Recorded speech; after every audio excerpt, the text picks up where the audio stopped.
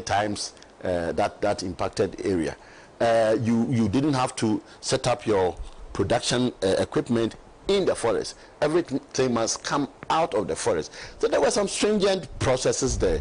I think what we spoke about was that instead of we just using policy guidelines, let's put it in an airline so that it will become, you can try against it. Government comes against their own promise of nobody should be allowed to work in the forest area.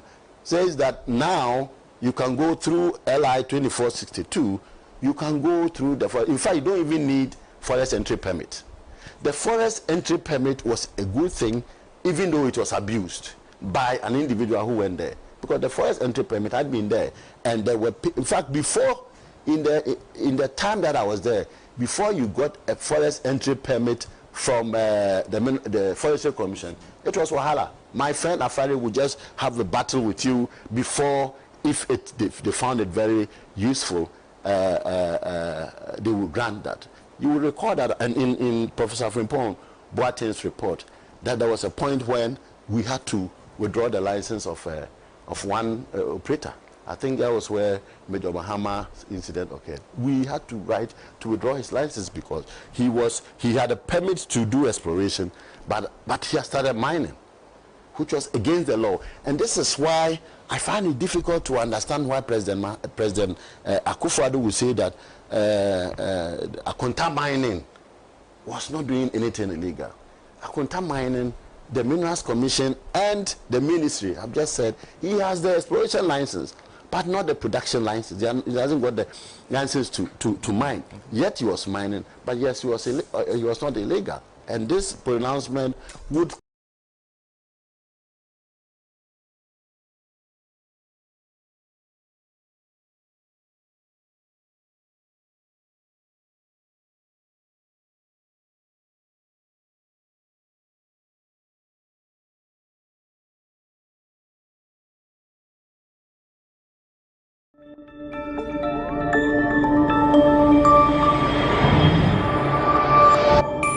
Citizen TV, the citizen's power.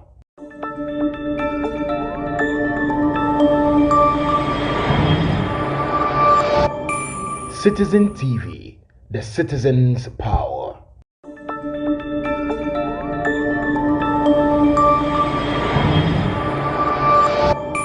Citizen TV, the citizen's power.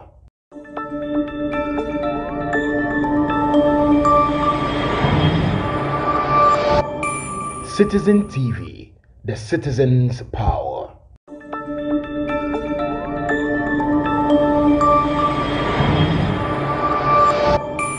Citizen TV, the citizen's power.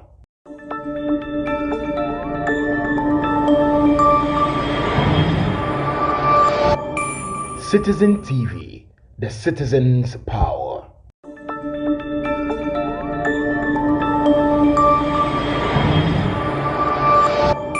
Citizen TV, the citizen's power.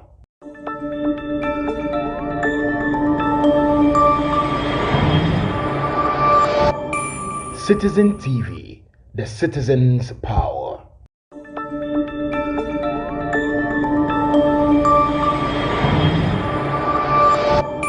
Citizen TV, the citizen's power. For yourself. So these things are the creation of government, lack of leadership, the absence of clear leadership in trying to fight a menace. The challenge is also of employment.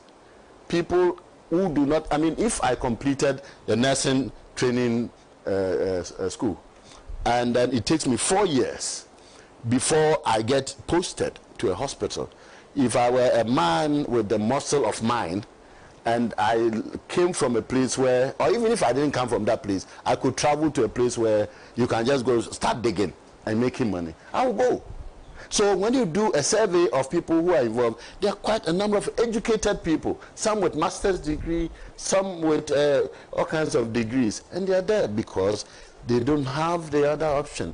They don't have those even who have gone to do professional things like nursing, like teaching, they have to wait. And that wait period, what should they do? Their parents have supported them, and after 4 years, they should still be supported. So I think we need a comprehensive approach. And a comprehensive approach would require much less human intervention. And that's what President Mahama is proposing. That when he comes, he will recategorize mining. In fact, mining is the only activity. As always, we see SME, small, medium, and whatever. And mining, we have SL, small scale and large scale. But if you go to the field, you see that some of the operators there are not small scale. There can't be any small scale miner who can buy excavators. One excavator, a new one, or even a used one, will be not less than $300,000. I don't see how any community small member will be able to buy that. So, and then you could see the extent of the impact of land, the space he has. You can only see it as a medium scale.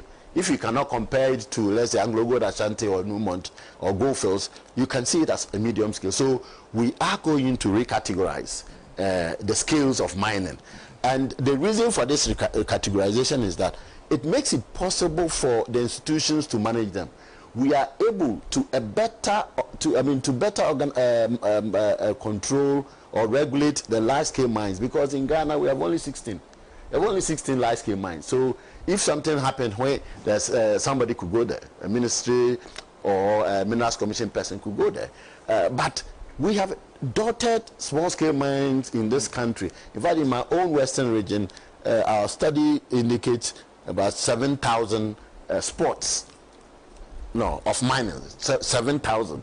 So how can Minerals Commission even visit 7,000 sites? So once you recategorize, you can get about 30 of the medium scale ones, and then you set out special requirement. Every medium scale mine must show that he has a geologist, must employ a geologist, must employ a mining engineer, an environmental person, in addition to his own administration, because it must be done as if it were a big scale, cut down to small scale. That will be a requirement, and we don't lack these technical people. UMAT, University of Mines and Technology in Takwa, produces a lot of these technicians. We have KNUST. You have the University of the Northern University, UDS. You have the Sunyani University, UNE, this University of Environment and Natural Resources. They all produce mining experts, so they can be employed there to support them. And then after that, you use technology also to ensure that the equipment that are given, they are geofenced in a space where they cannot move, and we've tested that. You can have technology where the excavator that really causes the major challenge cannot move from outside the concession that has been given you. So they can't go to places that they have not been granted. If they did, it will be seen from far away. Look, you have to wrap up for me. So I think the failure has been failure of leadership. It's quite clear. There have been flip-flopping promises, and then their own people leading the charge. If my constituency chairman, let's say, is a galamsey, how can I stop the constituency chairman? So if your regional chairman is into it, how can you not make law to support him? And that is where we are now. And I think it is not, the fight is difficult, but it is not impossible. Thank you. Thank you very much, Doc. Dr. Tony Obing is a spokesperson for the NDC when it comes to mining issues. Let me do a couple of comments you're sending to us via Facebook. Komalan Ganya says, any Ghanaian who is still thinking of voting for these people, in spite of the way they have destroyed our waters and messed up our economy, then that person does not love this country. He doesn't care about the future of their children. Real Ghana is also joining us, saying good morning. Sena, this is okay. I think he's talking about the SEC. He says this is unacceptable EC. These political parties, apart from NDC, MPP, PNC, and CPP, the rest are non-existent and should not be recognized and considered a political party. Prohibit all these mushrooming parties and individuals with no nationwide representation to be stopped immediately. In fact, this week, the Daily Graphic actually reported that 39 persons are interested in contesting for the presidency. Yusuf Mohammed is also joining us. He says, okay, you see, Sena, not only Galamsey, MPP has lost the battle in fighting anything that destroys the country. From their conduct, one should be able to say they never seek power to serve the people. This government must be kicked out of office in the upcoming elections. Francis Gordon says, what sense does it make when we destroy the whole systemic ecological situation of the land with illegal mining for money and later not getting food and water to sustain life? Illegal mining activities is a threat to our very existence. Thank you very much for that comment. Bedu Kwame says, we know that it's the government and his entourage that's behind the Galamsey. What next? There's Raslos, Sena. Okay, Raslos, good morning to you. Thank you very much. These are some of the comments that we're getting from you who are joining us on Facebook. Keep those comments coming. I'll read some more as we go along in the show. Let's take Ajo's thought. Ajo. Good morning to you and your viewers, Sena. But before I start, let me quickly say good morning to a couple of people.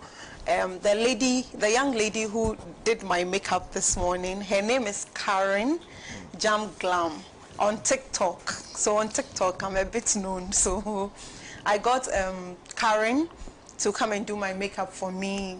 Please patronize her and check her out on TikTok. She's very young, but hardworking, dedicated, and she's time conscious. She was at my gate at the exact time that I gave her. So please follow her on TikTok and then patronize her.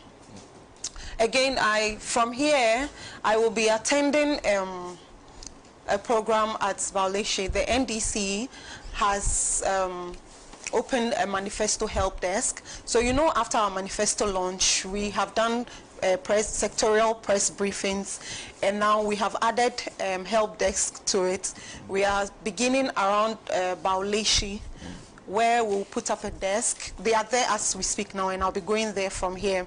So people who have questions concerning our manifesto, whether it's about the youth manifesto or the general manifesto or the main manifesto, you can go there and ask questions, because we understand that it is not everybody who will watch television or listen to the radio or follow some of these things, but these policies are made for the people. So we are trying to reach out to the local people and the general people around in our neighborhoods so that we can explain the policies to them. And this initiative is led by Mr. Shafiq Mohammed.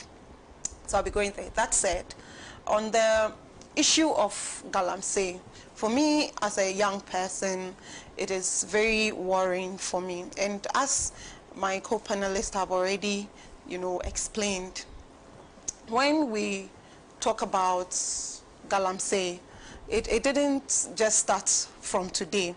And I disagree completely with the arguments that when we talk about Galamsey, we should put a nationalistic, I understand that we should put a nationalistic face to it, but when we say that we should try to discuss it without party politics or partisan politics, I do not agree with that assertion. Why do I say that?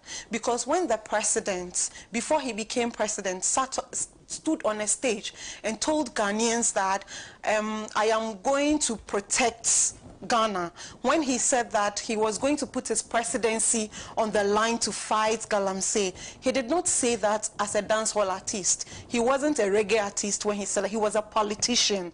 And so if we say that, oh, we shouldn't put politics into the whole discussion, people have come to have power to do certain things through politics. It is because of party politics that we have elected certain people and given them certain powers which they have decided to use against us.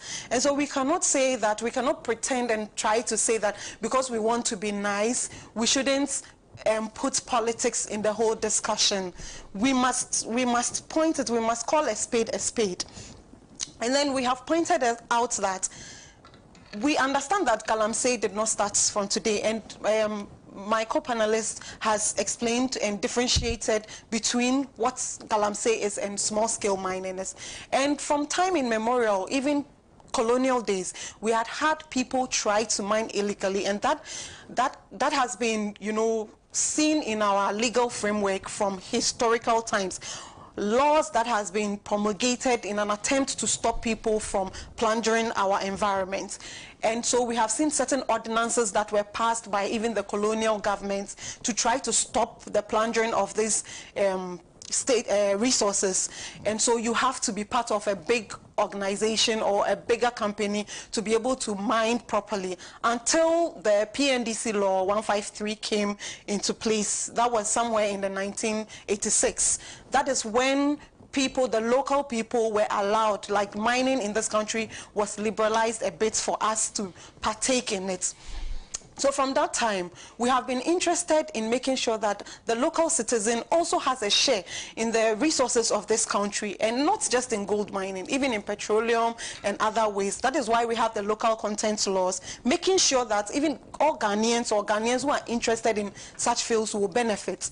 This has not come, you know, without any challenges. We all see the challenges that has come with it, and we've tried from time to time, government to government, to promulgate laws to be able to regulate some of these activities, knowing that if we do not regulate such activities, we are endangering ourselves. Now, the laws have come forward to see the promulgation of the PNDC Law 218, which was supposed to help regularize small-scale mining, because at the time, even though the law had been liberalized, you could not engage in small-scale mining. It was still illegal. So for us to be able to protect our environment, the government saw that we needed to enact, Parliament saw that we needed to enact a law to be able to regularize small-scale mining, so that the local people who will want to engage or partake in mining of the resources of the country can do so well without putting all of us in danger.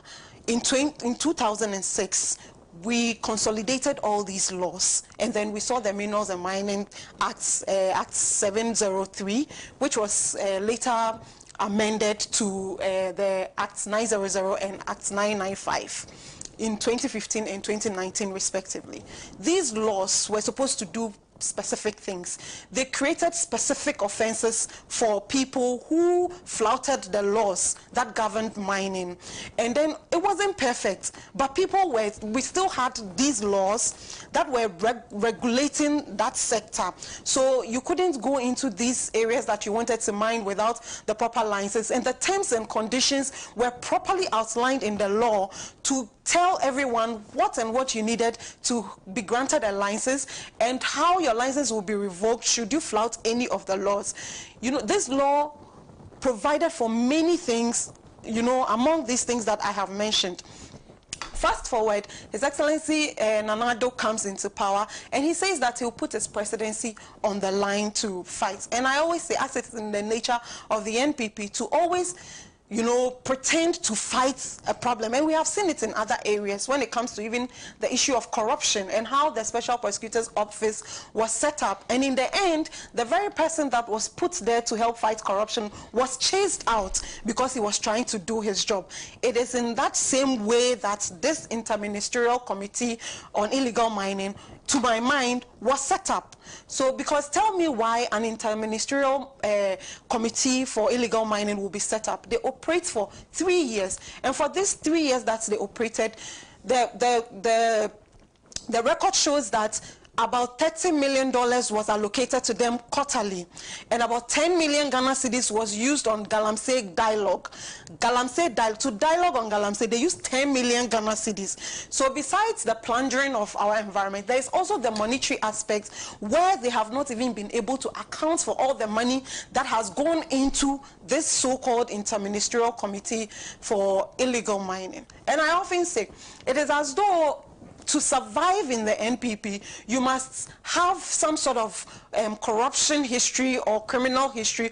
If not, then you must be able to bend over backwards. You must be very malleable, because we have seen how they dealt with Professor Frimpong Boateng in his attempts to try to solve a problem which they themselves put him to do. So they set up this committee at a couple of ministries, Minerals Commission, Lands, Ministry for Lands. They put the local government, chieftaincy, religious affairs, and they put all these people together, create a secretariat, and then pump money into that place, and then what's the reason for which this thing is set up, we even become worse off. And so we have people who are, you see, the problem is, even if there were no other people mining and the government is not able to get hold of them to control the situation, that is a different matter. Here we are being told that we have people with whom we have entrusted ourselves, our nation, our resources. They have turned around to so to me it is the betrayal. As a young person, it is the betrayal for me. And so you are on our water bodies and our river banks mining, exposing us to mercury. And you see the records and the research shows that these mining areas, actually you see people with what's that kind of ulcer, Burley ulcer, and then mothers are giving birth to deformed children. And so you see, that is why I often say that as a young person, if you're watching me today, you must be interested in the politics of this country. You must be interested in everything that is happening in this country. Because why? As we sit here, my generation, we are at risk of giving birth to babies with defects. As I sit here, we are at risk. The more we are drinking the water, and even if we say we will not drink the water, we are going to drink imported water. We cannot live in this country without eating bananas, oranges. We cannot live here without eating the plantain and the cassava. And this contaminated water is being used to water these crops. And so no matter what you do, you will not escape. And one of my seniors said something. He said, just like pollution is local, but its impact is global. And so you may sit at home and say that I do not want to be interested in the politics of the country, or whatever they do does not concern me, but we are being poisoned. It is one thing if you just drink and die. I think it is easier. But where you are going to give birth to children with defects, without limbs, without, some parts, without genitalia, and then that brings about, compounds your economic problem that we are already facing. I think that is very problematic. It is why we need to keep talking about such issues. Now, you have set up an interministerial committee on illegal mining. You call Professor Frimpong Boateng. According to him, it was the chief of staff who asked him to put together a report on the work that they have done. The report is an indictment on this government. And I keep asking myself, in part of the report, we are being told that the president issued a directive that some licenses should be revoked and new licenses shouldn't be given for people to enter into the forest reserve. And some people argue that it is the LI 2462 that has allowed people to enter our forest reserve. But the report is also telling us that as of 2018, and that is way before the passing of the LI was passed in 2022. But in 2018, the report is telling us that about 47 forest reserves had already been given out for illegal mining purposes. It has already been given out. And then is the president telling us that he was so powerless that he could give a directive that were flouted by his own appointees, because his own appointees were in this forest. This tells me that even the president is complicit in this matter. And what I cannot even understand is the fact that as this report was prepared and given to the president, who is supposed to be a human rights lawyer, he sat on the reports and did not bring it out until the report was leaked. This is the kind of man we have as president, the person who is supposed to protect human rights. Because, like I always say, this is tantamount to human rights abuse. You cannot say that just because you want to mine some resources and make money out of it, then you put other people's lives and health at risk. You understand me? And so for a person who is supposed to be the father of the nation, after seeing a report like this, I mean, you ought not to sit on it. You are supposed to do something about it. Could it be that the president himself is complicit in this whole mining issue that we are having in this country, that he could not even be firm in his fights, in his so-called fights against Galamsey? I say that this government, since it came, like one of our our viewers rightly sent to you, they have lost the battle in all fronts. And we cannot say that we will discuss this matter without bringing in politics, because since the time of Nkrumah, we have seen how our river bodies looked like. In fact, when His Excellency John Dramani Mahama left power in 2016, we still saw how the River Pra looked like. We can measure the turbidity of the water. Everybody have fought, but we are saying that in this current government, the destruction of our water bodies, the destruction of our environment has reached its peak and its highest apogee.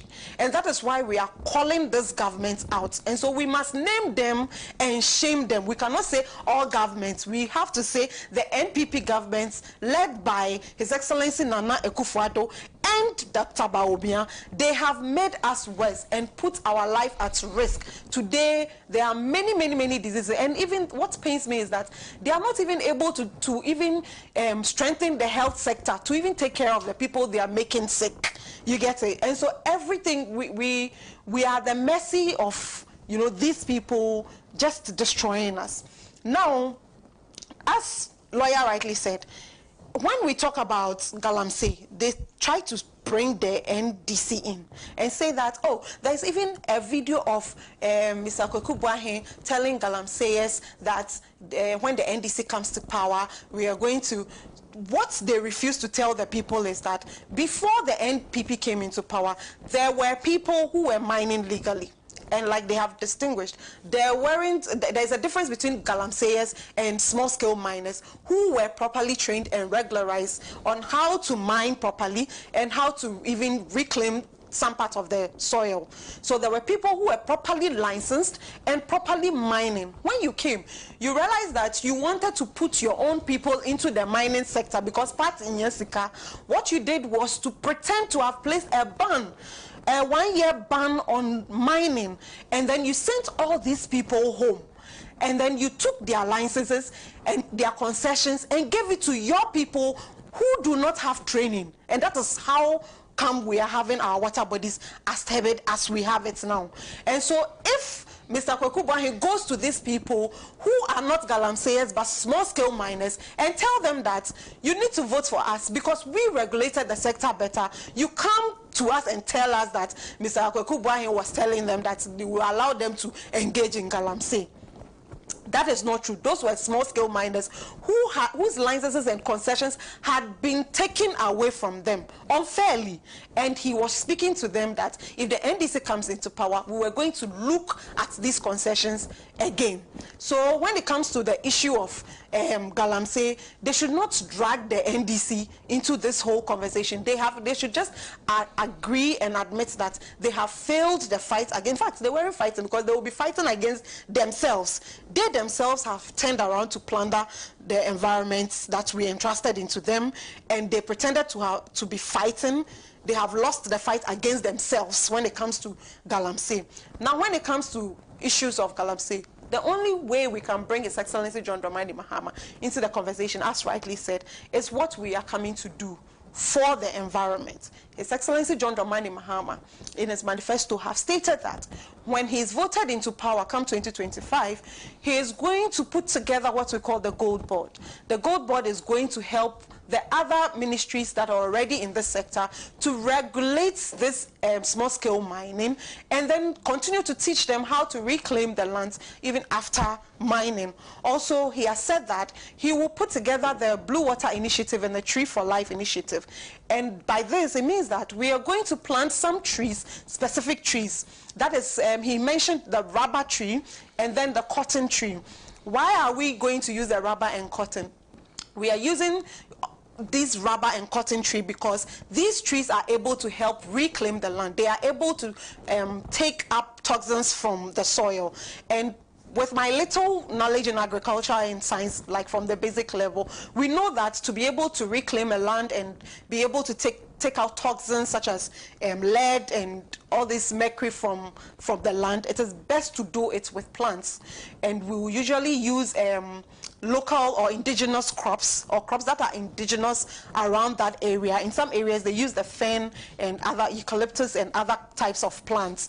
And so His Excellency John Dramani Mahama is saying that he's going to liaise with the necessary technical people who will be able to help us reclaim these lands through these plants. And we also know that the rubber tree and the cotton tree, they have what we call the kind of tap root that is able to anchor into the soil horizon, allows the plants to drain out all these toxins from the soil. We're going to engage in other things that will be able to help us clean our water, regularize mining, and make it proper so that the local people can benefit from it, but not to the detriment of our environment. This is what we are going to do in the mining sector. Thank you. Thank you. It's funny how your beautiful smile vanishes immediately you start talking about Nanado. We will come to Dr. David Percy shortly to conclude that discussion for us. But before that, a couple of comments that have been shared with us. If you're just joining us, the mother of all talk shows, Alhaji and Alhaji, we thank you very much for your time. We are live from the studios of Pan-African Television. This is the Alhaji for Dr. Kwame Nkrumah Studios. And we are live on the Pan-African Television. We are also live on Facebook, Pan-African Television, YouTube, Pan-African Television. We are live on radio and Radio Gold, many other affiliate stations across the country. A few comments you're sending to us. Let me start with Kojo Chomboafo, who says, why are we surprised that Akufo-Addo has lost the battle to fight Galamsey? Wound to me. The Ashanti Regional Chairman, Kate Jemfua, the women's organizer of the MPP, former environment minister, and his son, among others in the hierarchy of the ruling party, are all engaging in Galamsey. Also allegedly mentioned at the former general secretary of the MPP, John Boyd, MPP parliamentary candidate for Joabing Sampine, the MC of Kumasi, and a whole gamut of other top MPP officials. How do you collapse this unbelievable melee when the main actors all sit in cabinet? My thoughts on this matter is all mining activities must be banned for a while until the forests and rivers recover. Nature will respond and restore, but we need to stop the mining activities because the criminals who will mine will always cross the line. Clearly, as far as the current government is concerned, Party Nyansika is more important than good governance. Thank you very much for that comment. Musa Abatwa says, Sena, the Akufo-Addo Bawumia government's supposed commitment to fighting Galamsey nothing but lip service. It's glaringly evident that some MPP kingpins are deeply involved in this illicit activity, making the government's efforts a complete sham. From the MPP women's organizers to the Ashanti Regional Chairman, the Menfi East parliamentary candidate, and even the Western Regional Minister, key figures within the MPP are repeatedly found engaging in or linked to illegal mining. This government has lost all credibility in attacking Galamsey as their actions clearly contradict their words. Thank you, Musa Abatwa, for that. Let me see if I can do a few more before I go to Doc. This one is for Papa Bisiu in Accra. Says, okay, all names associated with Galamsey are seeking our votes and therefore going around sharing cash from that illegal gain, like Horace Ekwewusi in Central Region and others, resulting in deaths and dangerous diseases like kidney failure from contaminated waters for our brothers, sisters, and children must be voted against in the coming general elections. And that's the interesting part, that some of the names that are mentioned are actually parliamentary candidates who are campaigning for votes. Question is, what will happen to them? That's the question every Ghanaian has to answer. There's also Alhaji Amsa in Pig Farm who says, good morning. To be told, President Nana Addo has failed the good people of this country big time. This was a president who told us that he was ready to put his presidency on the line in the fight against Galamsey. And it is the same president who sent to Parliament LI 2462 to be passed to allow mining to go on in our forest reserves. Let's get this right. In the first place, there was nothing like fighting Galamsey in this country. And when we complain, the majority chief whip, who comes out to tell us that the NDC even polluted the waters more than them, is so irresponsible and shameful on his part. My brother, in all this, Mr. President has decided to remain quiet without saying anything to the nation. God have mercy. I just wanted to quickly go back to the Fourth Estate report and just read to you briefly some of the things they said about the Ashanti Regional Chairman of the New Patriotic Party. It says, months before the government scrapped the guidelines that limited mining in forest reserves, in November 2022, Akonta Mining Company Limited was actively felling trees and digging in the Tano Nimri Forest Reserve. And the Ministry of Lands and Natural Resources declared the company's operation illegal. The Office of the Special Prosecutor is currently investigating allegations of illegal mining against the company. According to records at the ORC, The company has two shareholders, Bernard Bosi Akoda, Ashanti Regional Chairman of the MPP, who is popularly known as Chairman Wuntumi, and one Kwame Entry. Akonta Mining, which was registered in 2010 for mining and exploration, applied to mine in the town of Nimri Forest, where it is already accused of mining illegally on August 25, 2022. This was just a month after LI 2462 was gazetted. The Mineral Commission has forwarded the company's application to the Ministry of Lands and Natural Resources for possible approval. Without the regulatory permits, the company mined with impunity until investigations by Joint Uses Erastus Saridonko exposed the destructive activities in the reserve. According to the Minerals Commission's data, Chairman Wuntumi currently has two other mining leases in the Amenfi district. Apart from Akonta Mining, Wuntumi also has a 50% shareholding in another company. Is it Akos Jumo Mining Limited, which has several mining and prospective leases in the Minerals Commission database. Doc. Thank you very much, Sena. I think the recent report about difficulties that the Ghana Water Company was having with extracting water for treatment for use has set us about what we do very well, which is to talk a lot and go around in circles and do practically very little.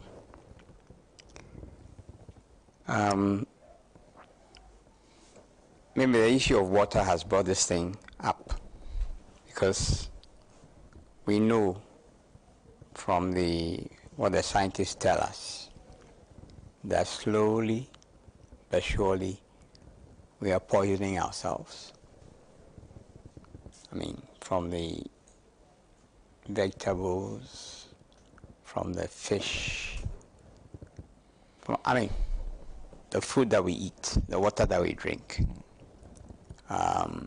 And this is because of a failure of governance in a key sector. Okay. But I like to situate this thing in the broader context of land use and its management. And by land, I'm talking about the soil, the subsoil, the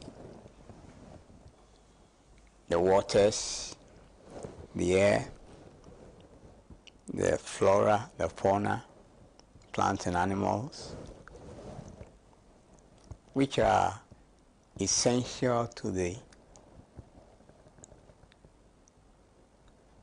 existence and survival of our species. And it is at the heart of every economy, land. But what you see here is that starting from the resistance to the local government reforms that Nkrumah and the CPP introduced, this was before independence, there has been fierce resistance, and practically every regime, every party seeking power has failed to address the land issue. Now, the problems we see in relation to water have their roots in this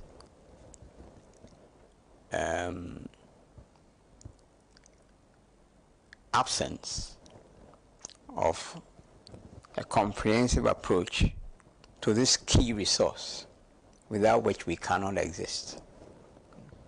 It affects, the instant issue is water, but agriculture, housing, industry. I mean, it is not possible to engage in any economic activity without land. Yet, that sector has suffered from a, you might say, a lack of attention. And regime after regime after regime ignores it. So we dance around the issue, it blows up in this area, and then we go about firefighting. When what is really required is a comprehensive approach to the issue of land.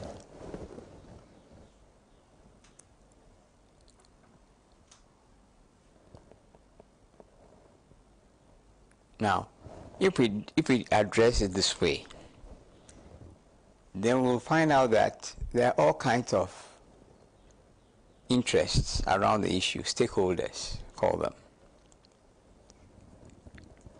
Now, what is required is, first of all, an understanding of the location of this key resource in our lives, and then the involvement of all the stakeholders in fashioning out arrangements that work for us in a manner that is sustainable, that does not lead to imbalances, that does not poison us. Okay, now if you look at even the sectors, I mean the ministries, you find out that I'm sure there's an element that is covered by the Ministry of Local Government and Rural Development, right? Yes. There's an area covered by the Ministry of Agriculture. There's land and natural resources. Housing, works and housing, okay. Transport. I mean, but it's such is the far-reaching importance of this key resource, without which we cannot exist, that the inattention is just mind-boggling.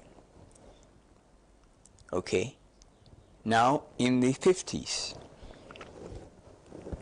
the CPP's decision to to bring about local government reforms touching on land, okay, fused with the failure of the CPP to implement a promise that they had made before the 1954 elections to raise cocoa prices. And that led to agitation that, Nkrumah and the CPP wanted to take over people's land. And that led very directly to the founding of the NLM. Okay. Of course, the NLM will eventually lead to the overthrow of Nkrumah. But it appears that the eternal lesson that has been learned from that, those developments in our history, is that land is discussed but never addressed. I have personally been in many fora where it has come up. For instance, land and the issues about its insecurity is a principal barrier to the development of agriculture. It's a principal barrier to the development of small businesses. Is the reason why you have a lot of slum development, slum formation. Yet, we continue to dance around it. You may even find people who ought to know better saying that, we don't have a land problem. Land, there's plenty of land. But if I were to give you a piece of land for say half a year or even a year, will you invest in building a well on it so that you can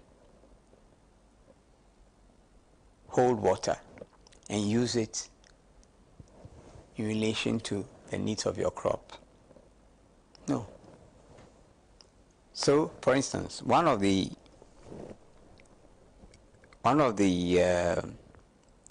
monumental displays of this collective incompetence was captured in this policy of one village, one dam. Now, if farmers had security of tenure, if they could use land for a certain period, determined, secure, okay, they would invest in measures, in facilities to hold water. Okay, I'm sure that from this week on, people will be talking a bit more about the recent announcement about, or is it announcement, observation that we have drought. Yes. And that there's a looming issue of food shortages. Okay. Now, governments in the past have tried to go around this issue with the development of large-scale irrigation projects, but which are only underused because usually they are confined to dry season farming. But really, the solution that is required should enable farmers where they are to conserve and use water for their agricultural needs.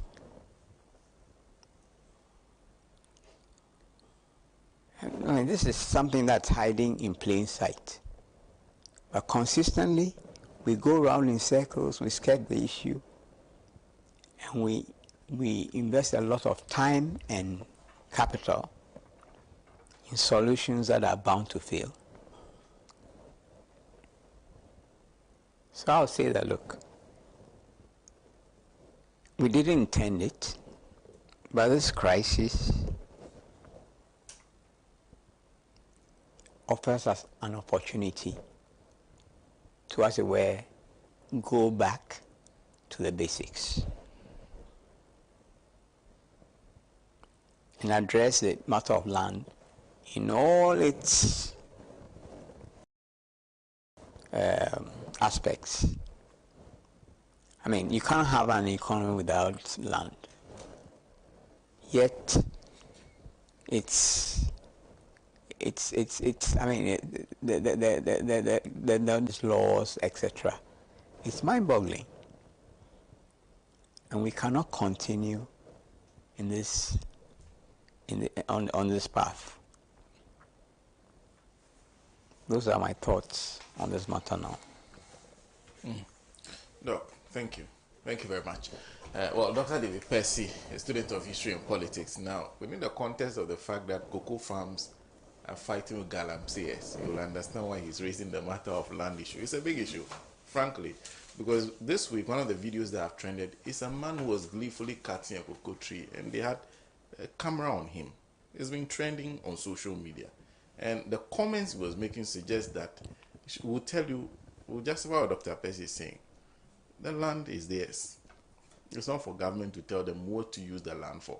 Cocoa trees are going down for not only cocoa trees, rubber trees have gone.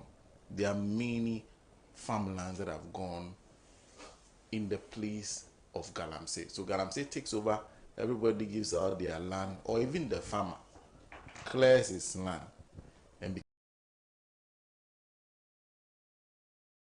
becomes a miner. So these are issues that we need to discuss a bit more comprehensively to find solutions to it.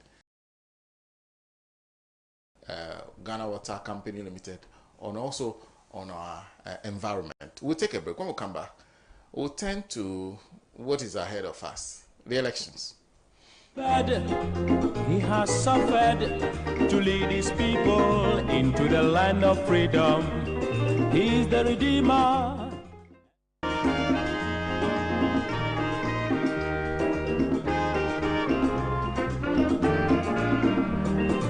He has labored, he has suffered to lead his people into the land of freedom. He is the Redeemer.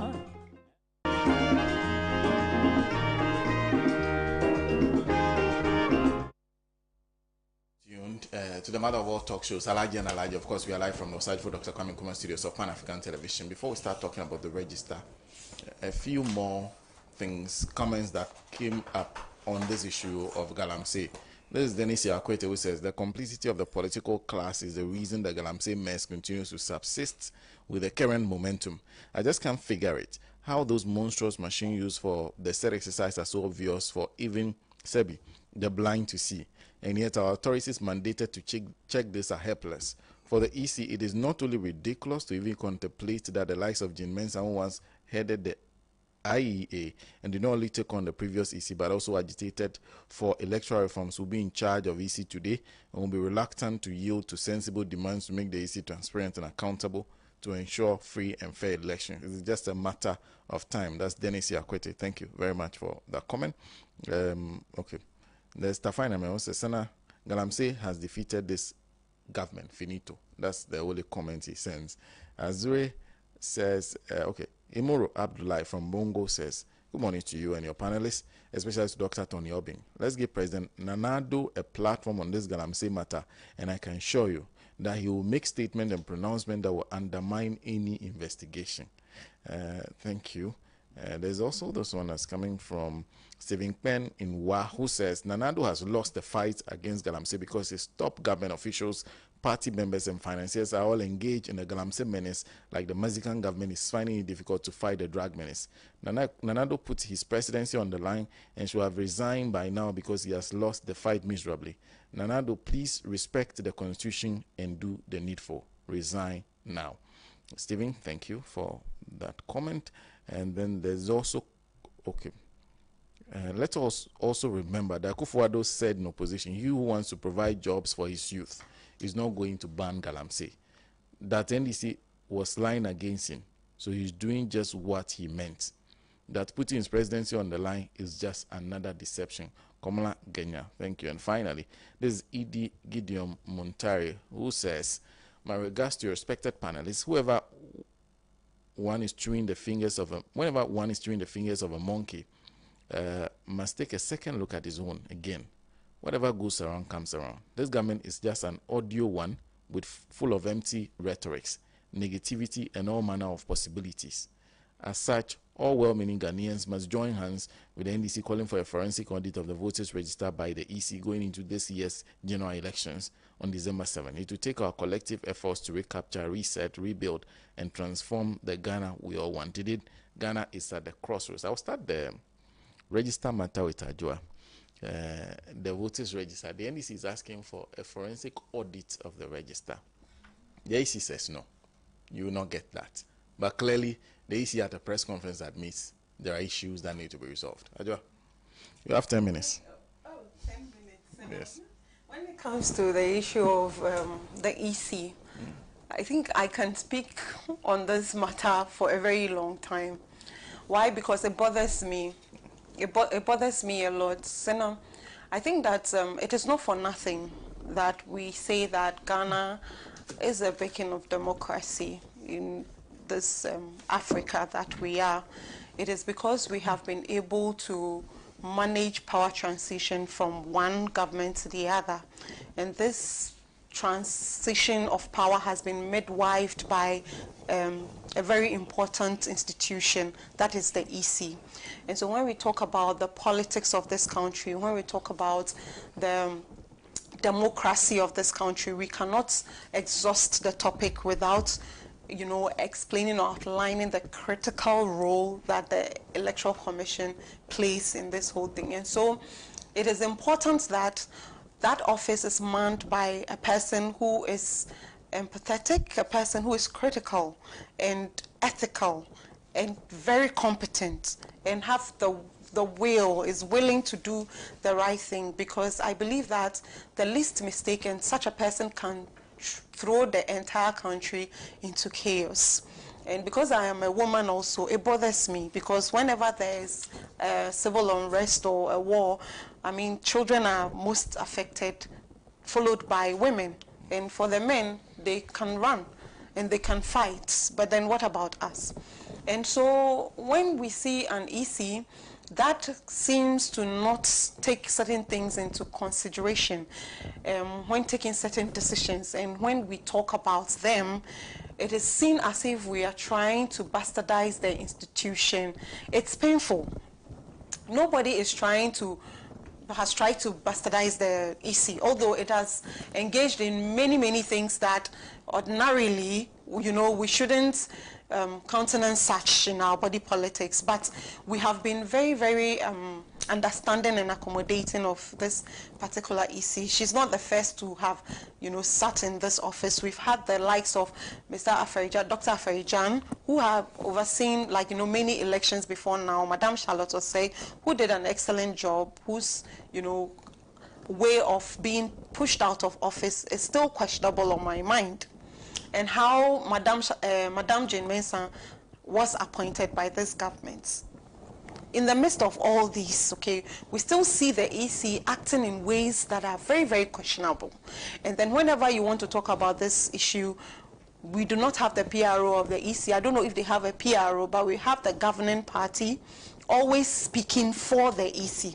And the EC is supposed to be the referee of this election.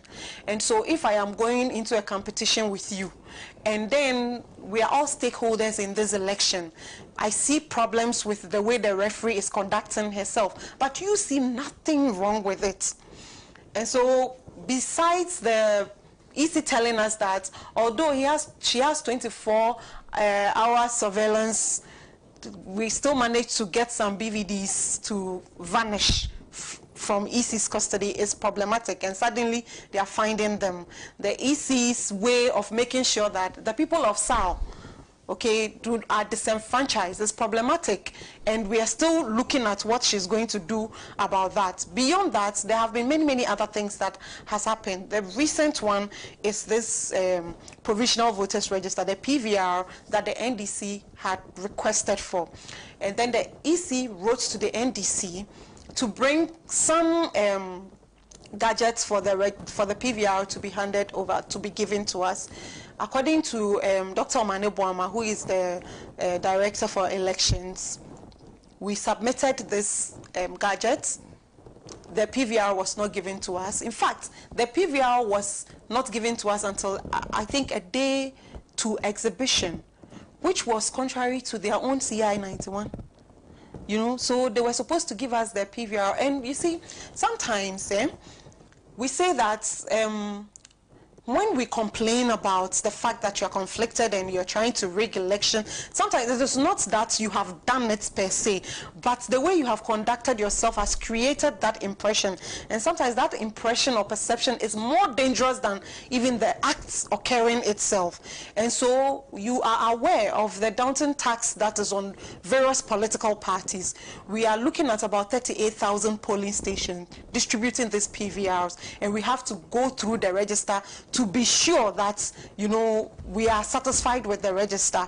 And as a major stakeholder that we are, the NDC, we deserve to have this register to look through so that there is peace. But the EC refused to do that, and we literally have to drag the EC by the foot before we are given this PVR. Then we discover that there are a lot of mistakes in this register. We are seeing dead people in the register. We are seeing illegal vote transfer. And initially, when we raised this issue, the NPP said they had not seen anything. The other political parties have not seen anything, and they kept defending the EC. Now, EC has no, you know, she has no option than to admit that there are mistakes in the voters register after the indictment of the Pusiga EC director. Now, we all see that the issues that are being raised by the NDC are actually genuine, and there are problems with this voters register. And when we talk about elections, everybody talks about we want peace, we want peace, we want peace. And I've heard a few people rightly state that there can never be peace without justice. If we want peace, there are things that we need to put in place to bring peace. If I want to eat banku, I know I have to add cassava dough to corn dough, put it on fire and stir it. That is how I will get banku. You do not peel plantain and put on fire and say you want to get banku. It doesn't work like that. And so if we want peace, there is a recipe that we need to stick by. That is ensuring that all stakeholders are satisfied to a large degree, that the election that we're about to conduct is free and fair. And so all we are saying is that based on this indictment of the Pusiga EC director, it is evidence that there are mistakes in the PVR. We need to sit with EC. We need to conduct a forensic audit into the register so that all major stakeholders are satisfied that this election is going to be free and fair. We have said that. We know what we did when we came into power. And the NPP has also they've also had the opportunity to be in power for 8 years, so we all, so together 16 we can compare the records. We know that we have performed better. We know that the people of Ghana are yearning for change, and so it is our duty to ensure that the will of the people are not subverted through some dubious means or some collusions that we are thinking is between the government, the certain government and the EC. So if the EC is saying that she's credible or whatever work she's doing is what it is, then I don't see any problem in asking for a forensic audit into the register. That is all we want to see, because we are determined to ensure that the votes of the people are protected and the will of the people come to a fruition on December 7th, 2025. Thank you very much. A few comments on Facebook. This one, Kofi Simon says, Kwesi Pratt said years ago on this platform that Galamsey must be stopped entirely, but who will listen to him? Here we are now. Our chiefs are behind these things that are going on. There's also Nipenya. Okay, this is to lawyer Pierre Dankwa. Says your submission are always on point. I don't understand why you didn't join the NDC, as you are the only member of the Movement for Change who consistently provides constructive input without attacking the NDC. You always focus on the issues at hand. Lawyer, I can invite to you.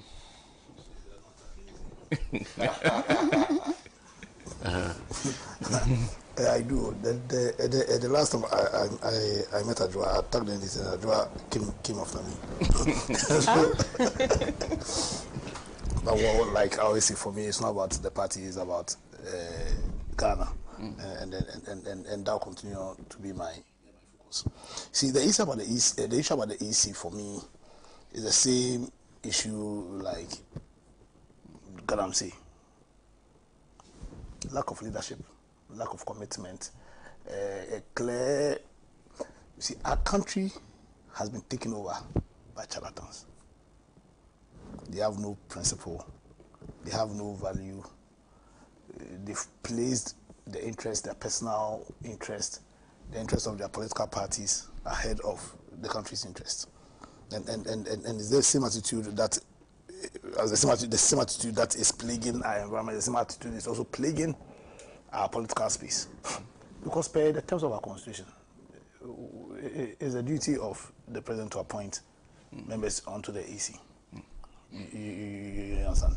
And when the president is making those appointments, he ought to be guided, or the burden on him is a burden that was born out of the oath himself he took to be faithful to Ghana. And so when you have respect and you are faithful, or you have some level of fidelity to that burden, then you won't undermine or create a situation by appointment which makes it practically impossible for the EC to fulfill her terms, her job, by appointing people who are perceived to be or to have political coloring, not necessarily being MPP. If you appoint anybody who has political coloring, then what you are doing is that you are creating a situation where it is practically impossible for the EC to fulfill its mandate. What was the mandate? That mandate is not only to deliver an election which is free and fair, but also to deliver an election which is perceived to be free and fair. But right now, charlatans have taken over. Take the New Patriotic Party. Charlatans have taken over. Now we have people who don't even believe in the ideals and values of the NPP. And they are in the NPP, they don't believe in those ideals. They've managed to get a chance to lead. And they are delivering a governance which is adverse not only to Ghana, but adverse to the purpose for which the NPP themselves were formed. So let me give you just some few examples. When you take the MP's constitution, go to article, what's it called? Article, the aims and objectives, article 2:11, on the issue of Galamsey. They are saying that one of their aims and objectives for why they formed as a political party is to try and win power to do what? To protect the environment from degradation and repair the damage done to the environment by wasteful and improper exploitation of our land, forest, marine and freshwater resource. That's what they said. And so when they're deciding as to who to sponsor to take power, they should be guided by this principle. But right now the party is filled by charlatans. No respect for values. They don't even know why they are there. Also, when you take the constitution, go to the same purpose, 28. It says to develop and maintain close fraternal relations with all political parties in West Africa and the world at large, which share the liberal democratic ideals of the party. What are those liberal democratic ideals?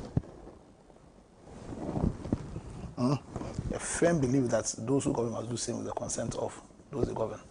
And elections is the main thing which we show our consent. You know, I was talking about social contracts in the first place. When you are entering into any contract, one key element is consent. You understand? So when we sign that social contract with our government, we give our consent when we vote. You understand? And we know that consent will be vitiated by either undue influence or by duress. Undue influence is when you do anything that seeks to reg. When I say reg in terms of, and then the duress is when you use force. You understand? Then consent is vitiated. Now, clearly, see the NPP, when you hear them speak, Nkuyi is but will win by strategy. Nkuyi, but will win by strategy. And so, in that strategy, so they appoint the people into the, what's it called, EC. Because there's a situation where the EC, in fact, she's working from a position of negative. Because already, I'm telling you already, from the last election, the figures changing to what happened when we were registering, what happened when people were transferring their votes. And this exercise, the BVD is getting lost. This exercise, see, when we say come and show us, what's it called, come and exhibit. I've heard arguments saying that because we do mistake, that's why we exhibit. No. It's like a lawyer drafting a contract. When you draft a contract, you send to your client that, listen, this is a draft review. What I tell your client is that so far as you are concerned, you've done a perfect job. It's not as if you are not allowed to make mistakes for your clients to determine the mistakes and correct you. So when you send the what's it called the voters register to us. So far as we are concerned, it is a perfect register. It's a perfect register. It's not, you are not allowed to make mistakes for us to spend our time to find the mistakes and start a battle with you. Because you see, when that happens, what you are doing is that you are even then confirming the huge doubts the people of Ghana have in your ability as EC to deliver an election which is perceived to be free and fair. So the president has given them a huge tax, an impossible tax. I'm telling you, an impossible tax, no regard to our democracy, no regard to the purpose of our democracy, no regard to the fidelity, to his oath to be faithful to God, no regard. The people that he's placed there to is like they are on a mission. We saw what happened in Edgeso, where an EC official, full of everybody, didn't see any problem taking breakfast money. And the reaction of the EC wasn't like serious. And then if you consider what is at stake, because you see, when in 1992, the people of Ghana decided that, listen, we need to go the constitutional democratic way, there was a recognition that the best way in which our individual liberties, our lives, our rights, granted to us by God himself, can best be protected would be to take upon ourselves this system of governance, this constitutional system of governance, so that if you act in any way which undermines or causes people not to be faithful to the system, then really you are attacking the country. You are attacking our individual liberties. And that is what they are doing. That is what Nana has done. And that's what the EC is reaffirming by her actions. That is what is happening. Listen, 2024, 7th December, they will go. They will go. I'm so sure about that. They will go, we'll sack them. But we must start thinking that would it be enough just to sack them? Shouldn't there be a day of reckoning? Shouldn't there be a day of reckoning? Shouldn't we hold people's feet to the fire? Shouldn't heads be on the chopping board? Yeah, heads must be on the chopping board. Institutional heads must also be on the chopping board. Don't say institutional heads. Then people must reconsider their usefulness. Because there's a reason why political parties are formed. And maybe the political parties depart from the reasons why they are formed, then they lose their legitimacy, their rights even to be considered. Yeah, and I'm quoting from their objectives. If you have time, you can go to the objectives and ask yourself, are they pursuing their own objectives when they were given opportunity to lead? Are they pursuing their own objectives? Listen, this will not be a discussion for final debate, also to sound to all people who claim they believe in the principles of liberal democracy. All the people who, because of the MPP's commitment to the protection of environmental integrity, that right now, that home, we all believe that we had a home there. Those of us who believe in liberal democracy and who love the environment, we believe we had a home in the MPP. That home has been taken over by familiar spirits. If you stay there, that familiar spirit will permeate you and make you useless. You understand? You'll be useful to our country. Leave that home. Fortunately, a new home has been created for you. A new home. A new home with a good spirit. Movement for change. Leave that spirit. Leave that spirit. Because if you don't live there, one day Ghanaians will come after you. I'm telling you, the way things are going. One day Ghanaians will come after you. Maybe even be now. But the way things are going, the way the charlatans, people who don't believe in these ideals, have taken over that home and have brought in evil spirit. See, when I say familiar spirit, I'm too nice. Evil spirit. One day, maybe it won't be 2024. I don't know. It could be 2024. It could be 2025. It could be 2028. It may be at a time when we may not even be around. But certainly a day will come when Ghanaians will come after you. Leave that home. Leave the evil spirit for them. And thank God that we've created a home for you. Come to the movement for change. Let us continue to hold the flame of liberal democracy and how the ideals of liberal democracy can be used to push this Ghana agenda. You understand? Leave that home and come and let us forge that one Ghana where when we see each other, beyond the fact that we see each other and we see each other as Ghanaians, who probably have different views as to how the country ought to be developed, not as enemies. Because you see, when we win Anchamanti win, certainly all of us will come together, we'll bring everybody together. But you see, when you are in NDC, because we share certain views, I should be able to, I'm finished, in fact I'm done, I should be able to respect your view. And I said that I may disagree with you, but for the sake of Ghana, we need to test our views by debating. You understand? Not to disrespect people because of their political views. And that's what, when the evil spirit took over, they stopped respecting other views.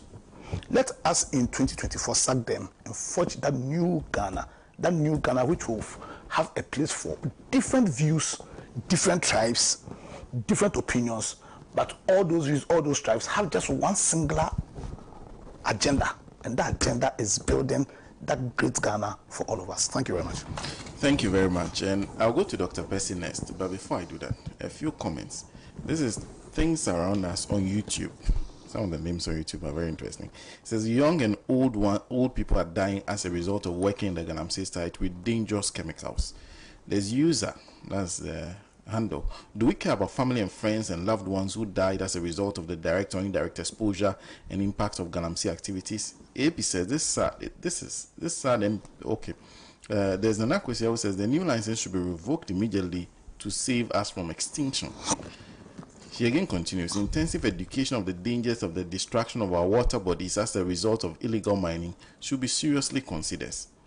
Things around us, and again, says the communities know the effects, they live with it, and they're just helpless because they can't make any food for themselves. Rocky says, watching from New York City, the MPP had already started the implementation of the 24-hour economy and still criticizing it. The sea can only be this brown unless those Galamsey machines are working 24/7. Black Note Media says the talk is too much. We need a demonstration. The whole country should wake up. Akufo-Addo's level of thinking is not like us. He has, the rest.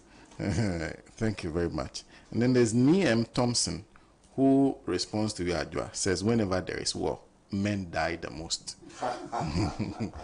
Dr. Percy.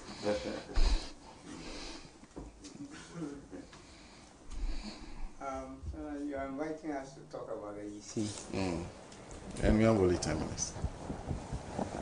Well, the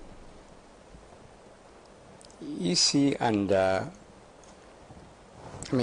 let's start from the 2018 and the installation of the new electoral commissioner. From that point onwards, by all the yardsticks you can bring up, the EC was converted into an extension of the MPP.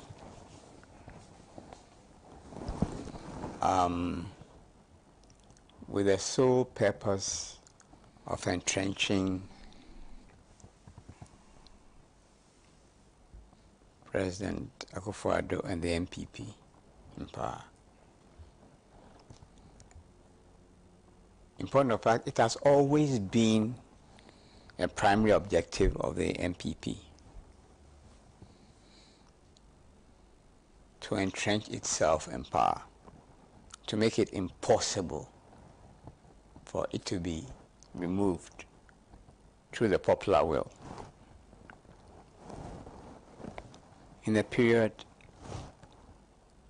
2001 to 2008 under President Kufuor, they tried to take over the procurement functions of the Electoral Commission. When that was rebuffed, they brought up some allegations about the EC chair's involvement in some illegal forex, something illegal to do with foreign exchange. And with that hanging over his head, they went ahead to steal the 2004 elections. At that time, my friends in the NDC were dazed from their loss in 2000. And they also had, at the head of their party, people who had sworn that so long as they were in charge,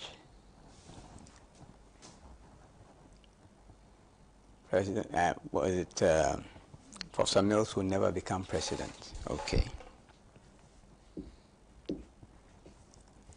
Now, that 2004 election that was stolen, there was a lot of preparation that went into it,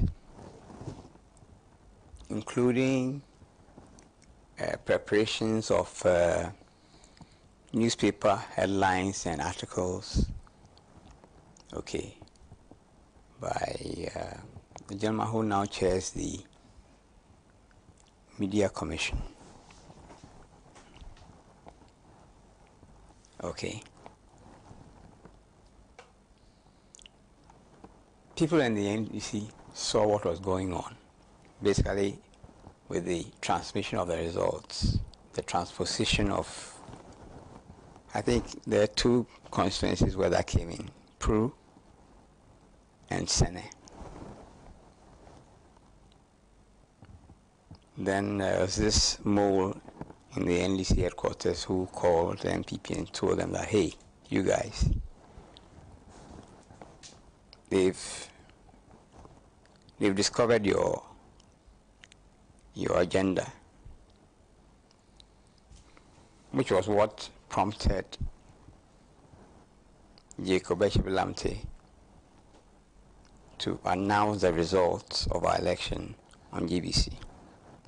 Presented the Electoral Commissioner with a fait accompli. We know that those matters went to court.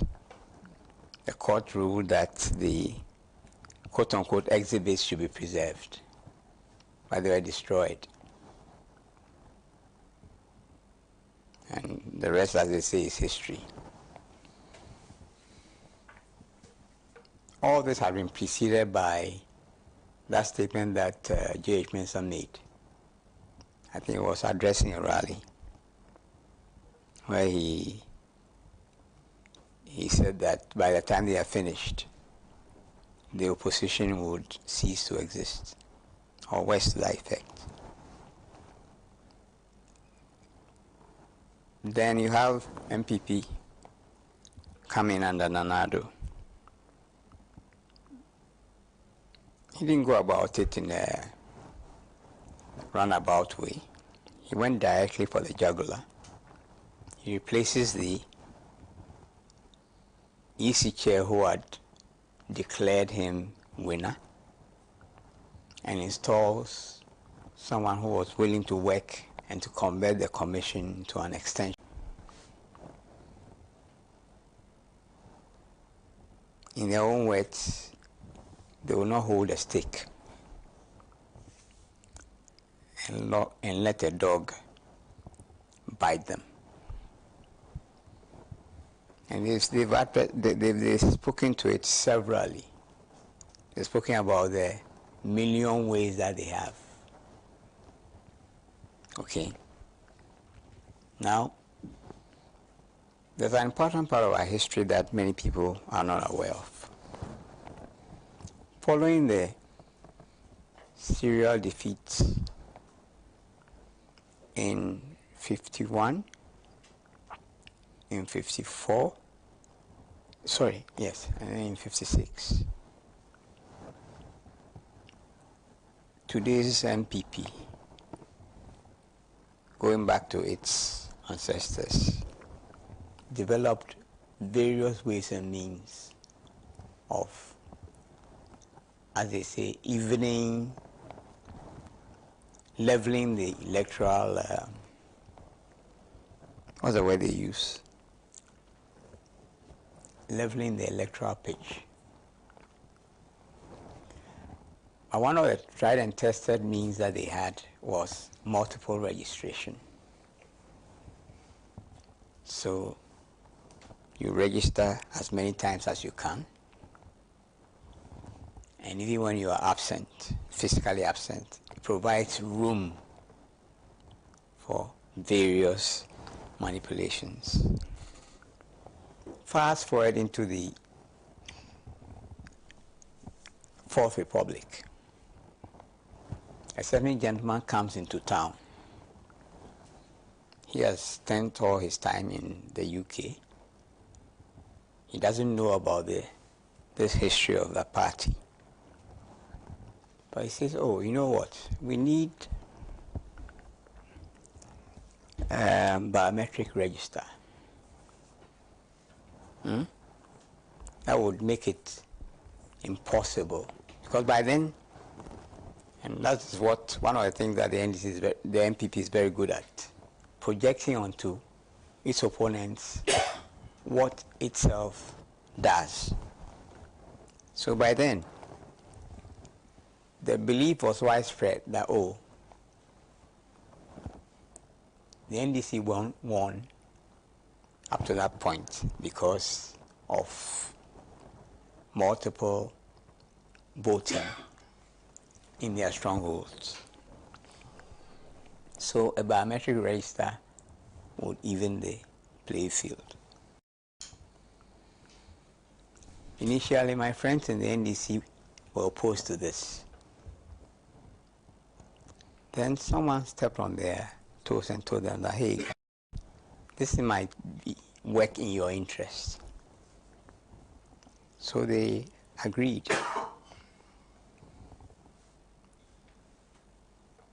So one of the best elections I had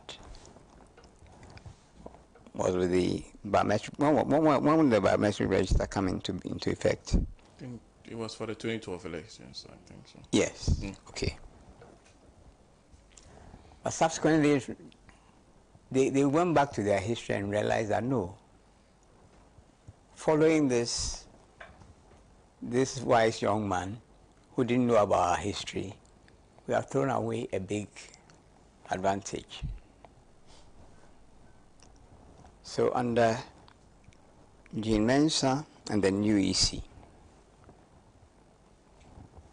there has been a relentless drive, first of all, to abandon consensus as a basis for electoral management and decision making. Okay. And also the introduction of opacity. So they've insisted regional coalition. That makes it possible for padding.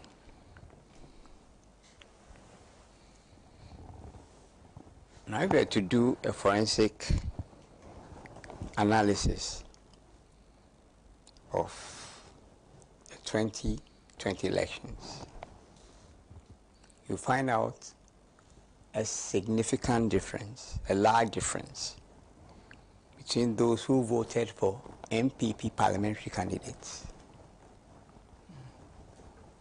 and those who voted for the president. That cannot be explained by any logic. I mean, most people would vote. I mean, when you go in there, you're given With the parliamentary and presidential ballots. yes. And please land for me. Yes.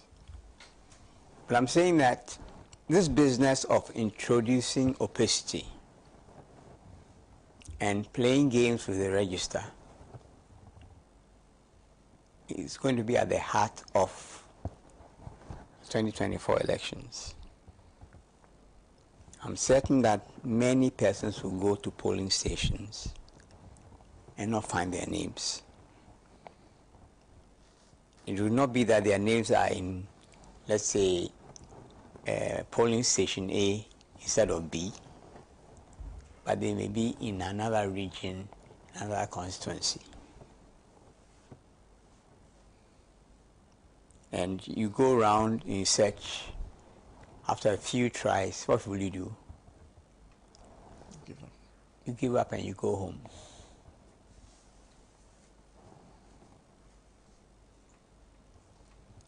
So I'm not so sanguine about this prospect of throwing the criminals out, as my brother is. But we live to see. It will be a serious indictment on the intelligence of Ghanaians if they retain these criminals in power. But they are determined. They have the EC, they have the courts, they believe they have the security establishment, they have the media. Even if some of them these days try to be for their own credibility, bring up critical matters, but it's the same old game. I'm not so sanguine about the elections that we're about to have, but we live to see. Thank you. Thank you very much. And let's conclude with Dr. Albin. All right, thank you very much. With your permission, before I go on to the Electoral Commission's issues, may I quickly say two things about the forest, the LI 2462. I think the former President John Mahama has made it very, very, very clear that as soon as he comes to power, he will abolish that LI. So that Ghanaians must stay confident that the issue of mining in the forest is very central to the plans of the president, President John Mahama. Again, under the Blue Water Program, the water bodies, in fact, the laws on water bodies, mining on the water body will be strictly enforced to the extent that it will be regularly patrolled. If it means regular flowing of aircraft, military aircraft on the water bodies, that will be done. So that at least for a year or two, there will be the natural settlement of sediment. And then if there's any scientific, and we are still exploring the scientific opportunities for us to clean the water body. So that effort is also at the heart of the president, just to reassure Ghanaians on this. But with the EC, I just want to ask a couple of questions. One, what does forensic audit hurt? How does forensic audit hurt the EC? How does it hurt the EC?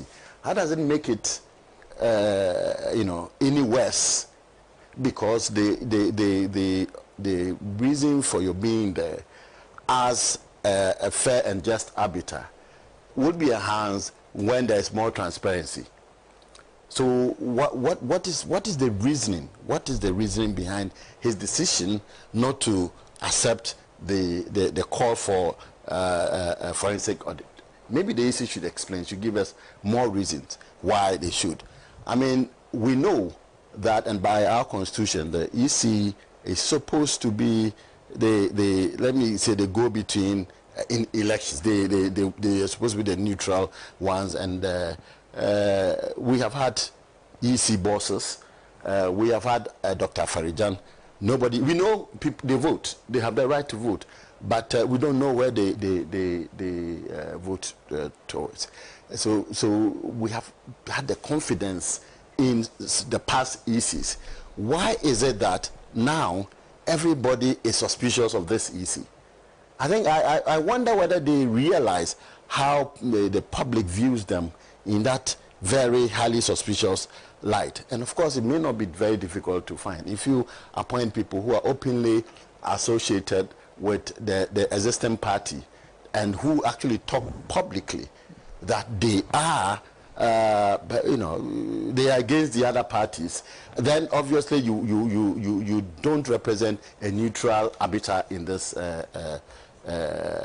context. But they should know that they are there because of the people, and the people have the right to choose those who lead them. It is not for any institution to choose for the people who lead them.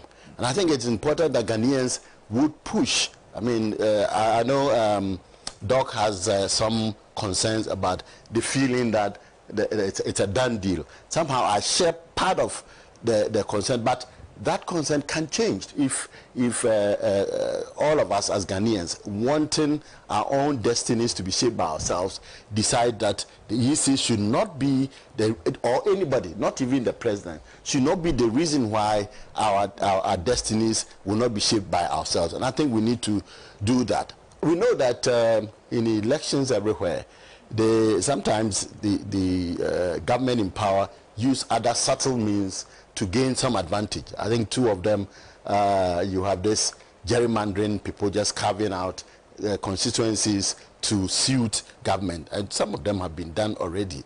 And then, of course, what the Americans call pork barreling, where they use budgets and other largesse to convince people.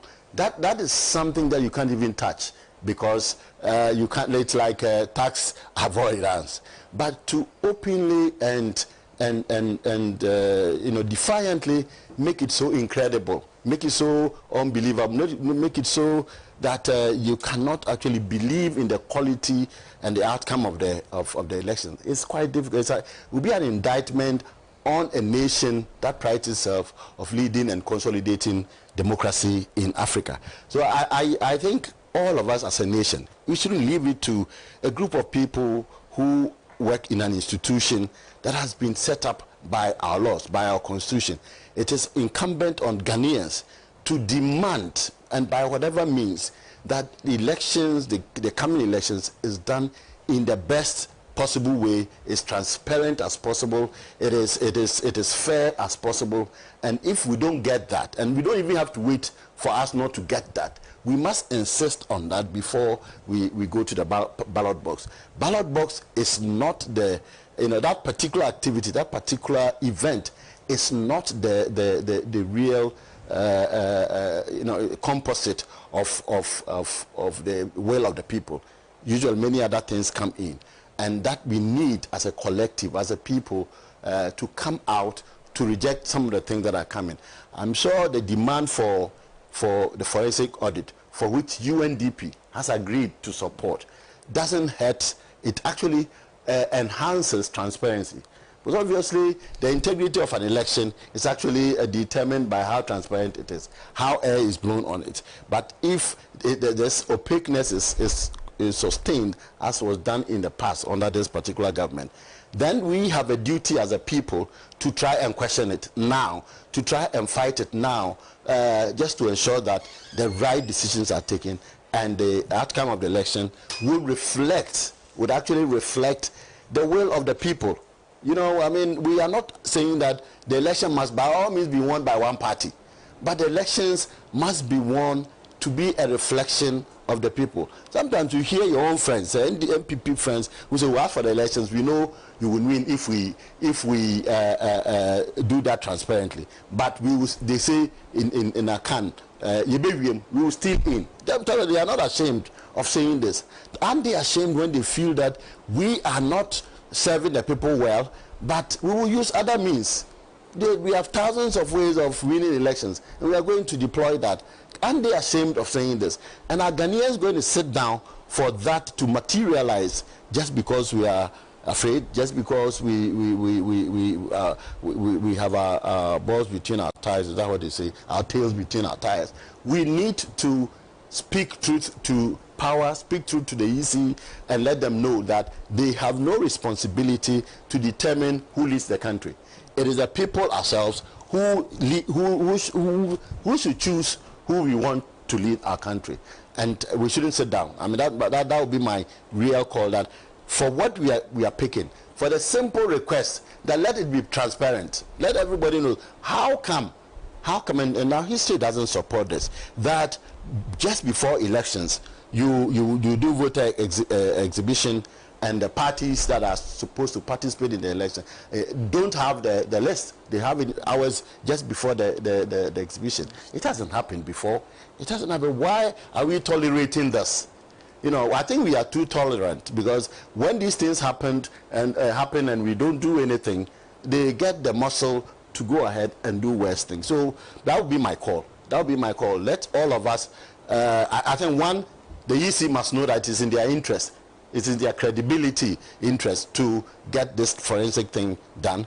And then the people must also demand for the right thing to be done. We deserve better than being having leadership being enforced on us. Doc, thank you.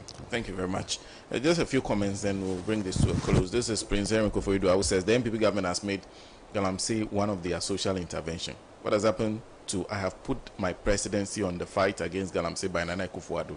I can't blame anyone but Nana Akufo-Addo and Dr. Bawumia, because they have given the power to act on our behalf, and in this case, that has failed woefully. Nana Akufo-Addo and Dr. Bawumia can't find corruption because they are benefiting and involved directly. No wonder we are told party here, Sika, the future is pregnant. Thank you very much for that comment. This is from Kojo Chumbwa for Sena, the partisan political EC, starring the who is who in MPP political apparatchiks, have no interest in fairness and being impartial. If a body like the EC that is grounded in fairness has on it TESCOM patrons, MPP serial callers, and the chair herself being a generational MPP member, then they should take their own arbitration into this fight to reset our country. Expect the West from the MPP EC. That's coming from Kojo Chumbuafo. And then let me read this one from the UK. Masa Musa says, as we speak, we have TV and radio talk show hosts asking the same questions. They've been asking for the past 5 to 6 years and getting the same answers. We are being told politicians are involved. Which ones? The chiefs are involved. Who are those chiefs? You and I, none the wiser. And because we can't find those criminals, some are okay. Some are saying we should all take collective blame. This I can agree. Now you'll appreciate, he said, now you'll appreciate Chuni Jonas and Kevin Taylor when they speak. Hopefully after 7 December 2024, the talking will stop and action will start. Masa Musa, I have that belief. So he has a lot of faith in what will happen after 7th December. A lot of you have been asking about Kwame Kwesi Pratt Jr. He did. That's all I can say. He issued a statement over the week. In fact, yesterday, the statement he issued. And he says, my attention has been drawn to a report circulating on the internet stating that I have predicted victory for Vice President Bawumia in the upcoming presidential elections. According to the report, this prediction was made on the morning show of Pan-African Television on 5th September 2024. The report is false. I am traveling and have not participated in discussions on Pan-African TV or any other Ghanaian media platform for roughly a month. To be clear, I have never predicted Dr. Mahmoud Bawumia's victory in the 2024 election. The fact on the ground points to a completely different outcome. Further, for the avoidance of doubt, I have never called on Ghanaians to vote for or support Dr. Bawumia's campaign in any way whatsoever. Clearly, this falsehood is the work of desperate and unscrupulous forces in the Bawumia campaign machine living in a fool's paradise. My message to these forces is show some respect for the electorate. The 2024 elections cannot be won by such deceitful and scandalous gimmicks. That's coming from Kwame Kwesi Pratt Jr. So he's indicated. If you ever see anything circulating that is endorsed by Bawumia, he has not done that. Well, there's also, before I came on the show, I kept getting calls from the NDC in Ablekuma West. They said they are doing a fundraising dinner today for their campaign. They said they're doing it at the legendary event center at Dansoman. So you can be part of this. The NDC in Ablekuma West doing a fundraising dinner at the legendary event center. They'll start at 5 p.m. sharp. Well, that's our show for today. And once a big thank you for joining us. Let me say a big thank you to our panel for today. Starting from my right, lawyer Apia Dankwa is a member of the Movement for Change Alliance for Revolutionary Change. And of course, a big thank you to Dr.